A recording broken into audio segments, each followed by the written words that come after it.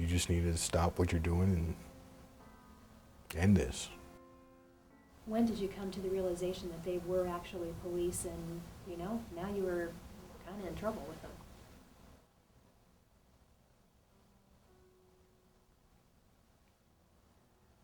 I wasn't at the time thinking of what trouble I was in. It's just,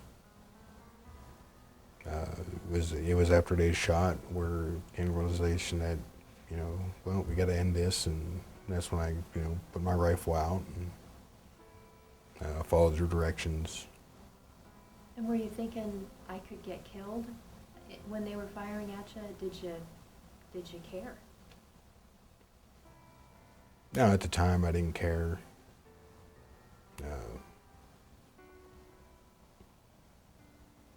Overall, at that time, I really didn't care, live or die, and in some ways, you know, that's where I was heading when I was drinking in that trailer, was just, you know, kill myself slowly, and didn't really care about much of anything or much of a future or anything like that. You know, internally, it's a sense of disappointment in yourself, you know, because you spend your whole life, you know, doing what you think is right and wearing a uniform and out there helping, and have a loss of reason. So it brings up whole new, you know, personal feelings of guilt. What was jail like?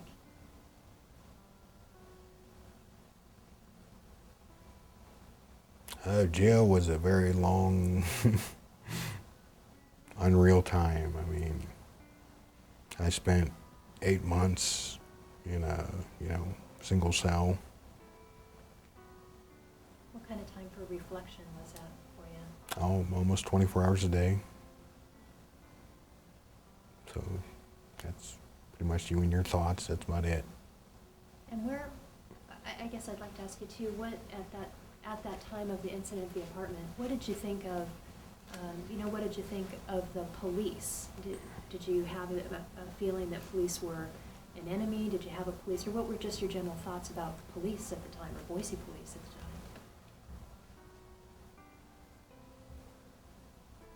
Well, at the time, and still do, you know, very positive about the Boise police. I mean, I have great respect for law enforcement. I think they do a hell of a job. I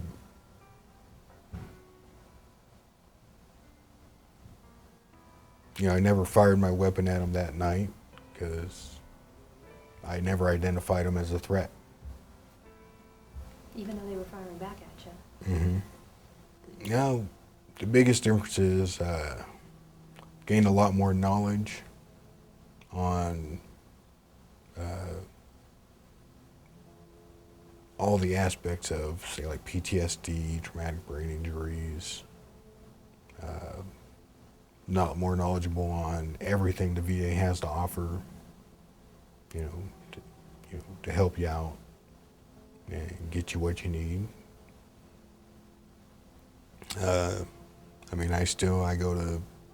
Every week I go to counseling. I'm in a cognitive processing group for combat vets, which is just, it's a group for all guys with PTSD, and it just helps us process everything, not only what we've been through, but more importantly, how it impacts our lives now. It's a weird duality of, because a lot of the memories are still there, and a lot of the feelings behind everything that happened in Iraq, and a lot of it is, guilt over surviving. You always question yourself every day on whether or not you did the right thing at the time.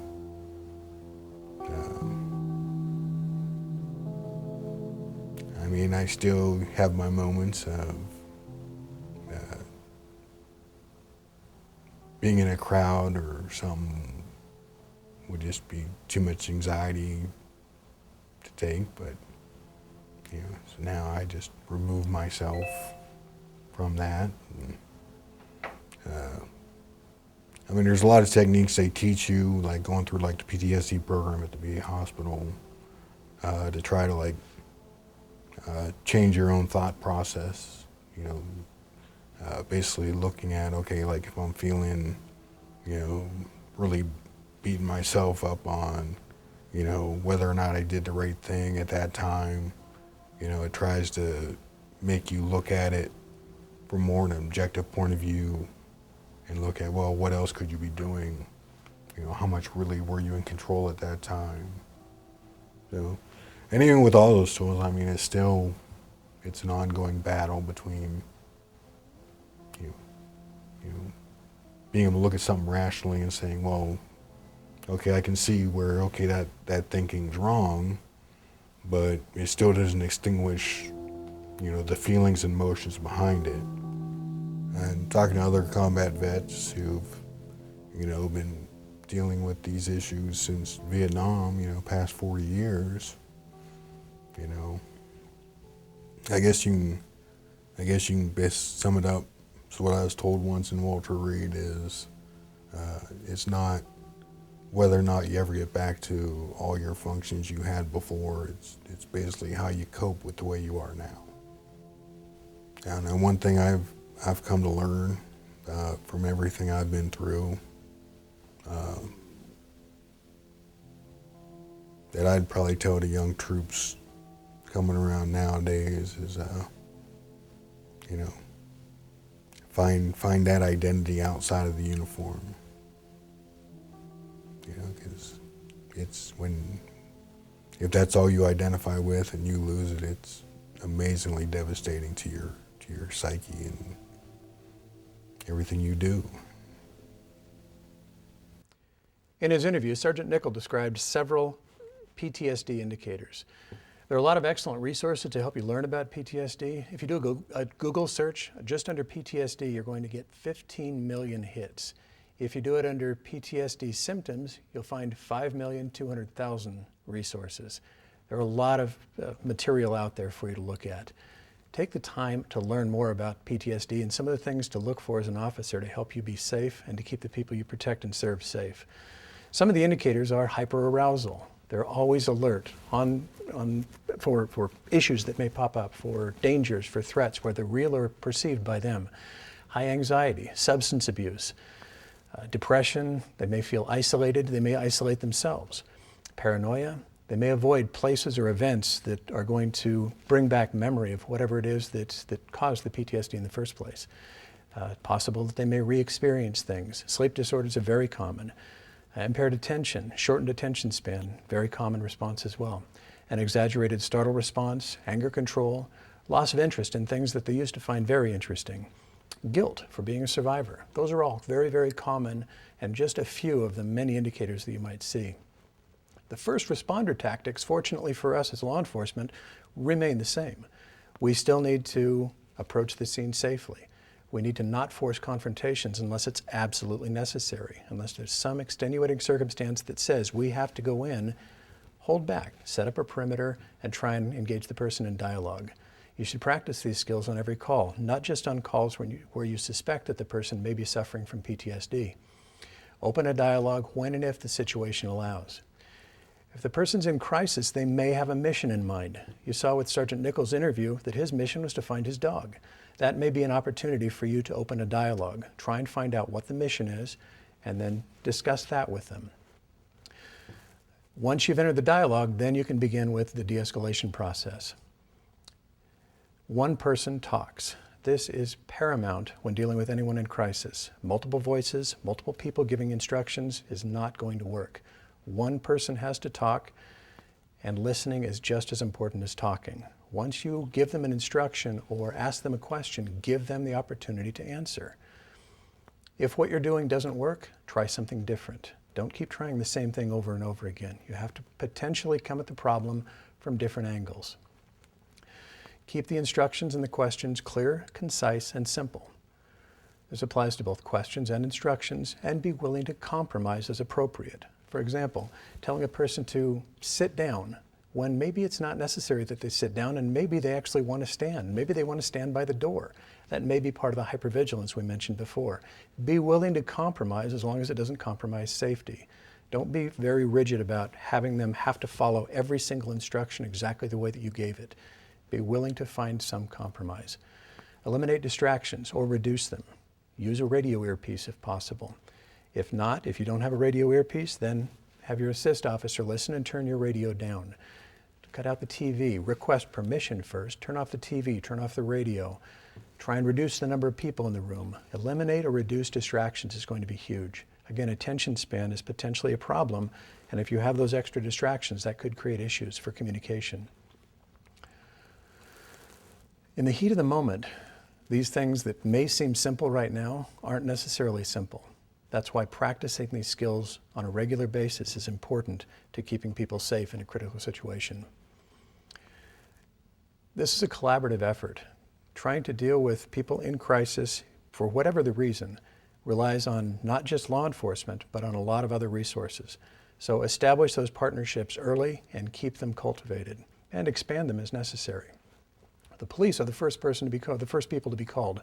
Once we get there, we need to figure out what other resources we can bring online to help us not have to go back again, and help the person in crisis not go back in crisis again next week or later on the same night.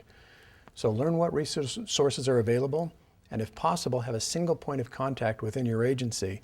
That way, if an officer deals with someone, they don't have to try and figure out who they have to send that information to. They send it to one person, and that person then takes care of handing that information off to the appropriate resources.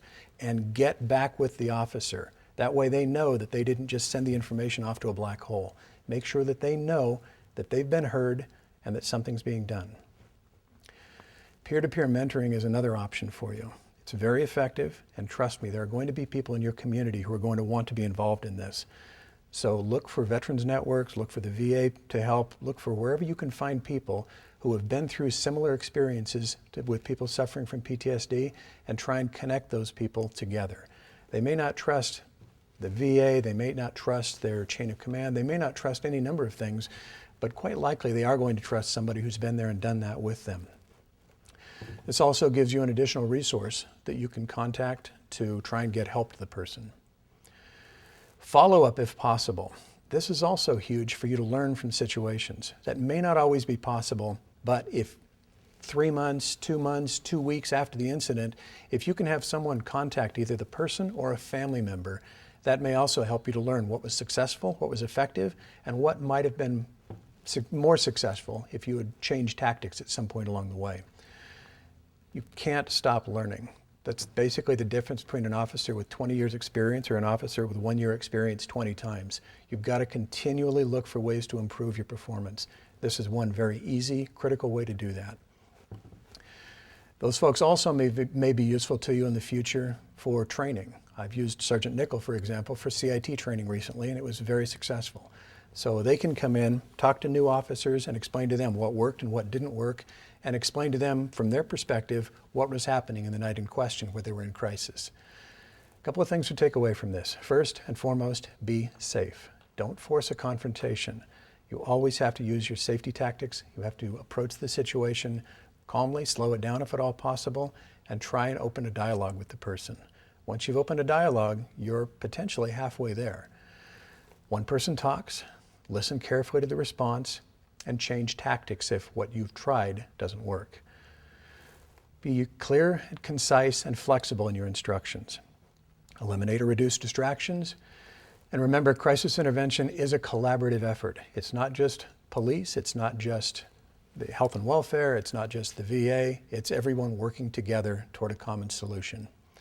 PTSD is not just a veterans issue either. Just as a reminder, there are hundreds of ways a person can begin suffering from PTSD, and the symptoms manifest themselves in a variety of different ways. So just the things that we listed earlier are not all. There are a lot more than that. The key for officers is to respond safely and use good tactics, and they should do that constantly. Only with practice do you get good at those things, so constantly use good tactics. Try to open a dialogue and use effective communication skills in order to de-escalate the situation. Any training in verbal de-escalation is going to be useful. Seek out that training and practice those skills on a regular basis. If possible, Help to seek longer-term solutions for the person in crisis. If you don't, you'll probably be back, and it's quite possible that when you go back the second or third time, that the person in crisis will have also learned, and the situation may not resolve itself nearly as we would want it to happen. So please, please, please try and get that person connected with the services. That's the best way to keep everyone safe. Tactics and communication are basic tenets in police work. We learn this at the academy, we learn it in training, and we practice it on a daily basis. You have to continue to practice those skills in order to make them be successful in the field. Connecting people in crisis with appropriate resources is not something we do on a daily basis. It's a skill that we're going to have to learn. It's a skill that we're going to have to practice. And having that single point of contact in your agency who has developed those contacts and those partnerships is going to be a huge benefit to you. CIT is a process that requires a lot of time and energy, but it will absolutely save the lives of the citizens in the community that you're sworn to serve, and it'll also save the lives of the officers that we consider family. Please practice these skills. Please seek ways to expand the ways that you help people in crisis in your community, and be safe. Thank you. Deadly force situations with police generally end in tragedy. The encounter between Boise police officers and Sergeant George Nickel had a much more positive outcome. Sergeant George Nickel escaped death in Iraq, and a few months later also here in Boise, Idaho. We're glad he did, and we are grateful for the many good things that are occurring as a result of that experience. First, Sergeant Nickel was charged with 6 felony counts, including assault on a law enforcement officer, using a weapon in the commission of a crime, and shooting a weapon into an inhabited building. Ada County Prosecutor Shauna Dunn worked closely with involved officers, George's advocates, the military service, the medical treatment advocates from the federal government and the state of Idaho to reach a negotiated settlement. Sergeant Nickel pleaded guilty to 1 count of firing a weapon into an inhabited building.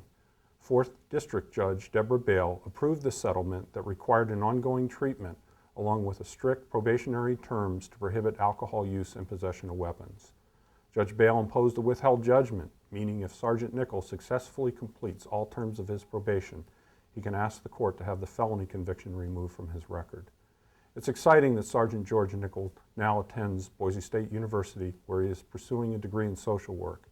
He's already part of sessions that reach out and help other veterans.